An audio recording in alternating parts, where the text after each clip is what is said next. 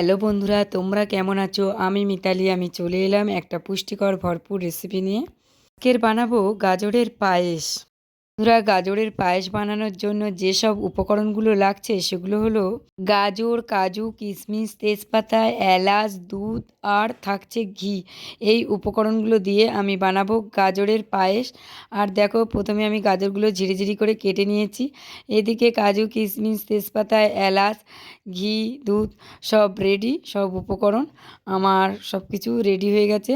এখন আমি বানাবো গাজরের পায়েস। গ্যাস জেলে এদিকে আমি দুধটা গরম করতে দিয়ে দিয়েছি। আর এটা আমার 1.5 লিটার দুধ রয়েছে। আর এদিকে বসিয়েছি কড়া।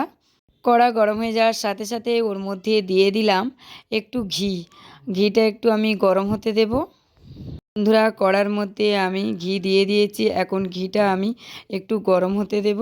তো গরম হওয়ার সাথে সাথে ওর মধ্যে আমি দিয়ে দিয়েছি 2-4টে তেজপাতা। তারপরে আমি দেব ঝিরিঝিরি করা যে গাজরগুলো কেটেছি সেগুলো আমি দিয়ে দিলাম। এখন ওটা আমি আস্তে আস্তে নাড়তে থাকবো যতক্ষণ না ফ্রাই করা হচ্ছে। বন্ধুরা, যে এলাচগুলো আমি ফাটিয়ে রেখেছিলাম সেই এলাচগুলো এখন আমি দুধের মধ্যে দিয়ে দেব। দুধ ফুটে গেছে, তাই আমি দুধের মধ্যে এলাচগুলো এখনই দিয়ে দিলাম। দুধটা আস্তে আস্তে ফুটে ফুটে ঘন হতে থাকবে।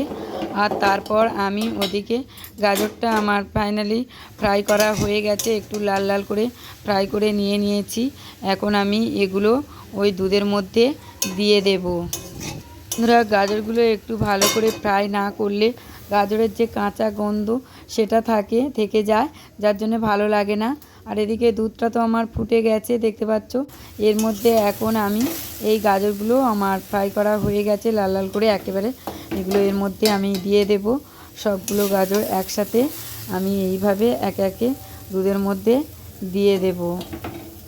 বন্ধুরা, ফ্রাই করা গাজরগুলো সবগুলো আমি একসাথে দুধের মধ্যে দিয়ে দিলাম। তারপর আমি খুন্তি দিয়ে দুধটাকে একটু নেড়ে নেবো যাতে তলায় একটু ধরে না যায়।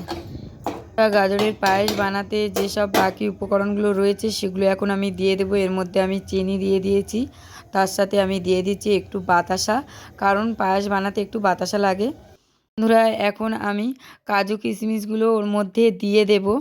বন্ধুরা, গাজরের পায়েস বানাতে যে সমস্ত উপকরণগুলো লাগে সমস্ত উপকরণগুলো আমার দেয়া হয়ে গেছে। এখন আমি দুধটা একটু ঘন হতে দেব। গ্যাসটা একটু আস্তে দিয়ে 15-20 মিনিট আমি এইভাবে বসিয়ে রাখবো দুধটা ঘন হওয়ার জন্য। বন্ধুরা, দেখো, আমার 15-20 মিনিট বসিয়ে রাখার পর দুধটা ফুটে ফুটে এইভাবে ঘন হয়ে গেছে। এখন খুন্তি দিয়ে বারে বারে কিছুক্ষণ নাড়তে হবে, কারণ তলায় যাতে ধরে না যায়। আর দেখো, আমার ফাইনালি তো গাজরের পায়েস রেডি। তোমরা তো গাজরের হালুয়া অনেক খেয়েছো। এইভাবে গাজরের পায়েস বানিয়ে একবার খেও, খুবই পুষ্টিকর, সুস্বাদু, ছোট থেকে বড় সবারই পছন্দের খাবার। একবার বাড়িতে ট্রাই করো। বন্ধুরা, দেখো, ফাইনালি আমার গাজরের পায়েস একেবারে রেডি। আর দেখতেও যেমন সুন্দর, খেতেও তেমনি সুস্বাদু। বন্ধুরা, গাজরের পায়েস ভীষণ পুষ্টিকর একটা সুস্বাদু খাবার। এটা ছোট থেকে বড় সকলেরই পছন্দের খাবার। শীতকালে একটু গাজরের পায়েস হবে না তা কখনো হয় বলো বন্ধুরা? ভিডিওটা কেমন লাগলো কমেন্ট করে জানাতে কিন্তু ভুলবে না।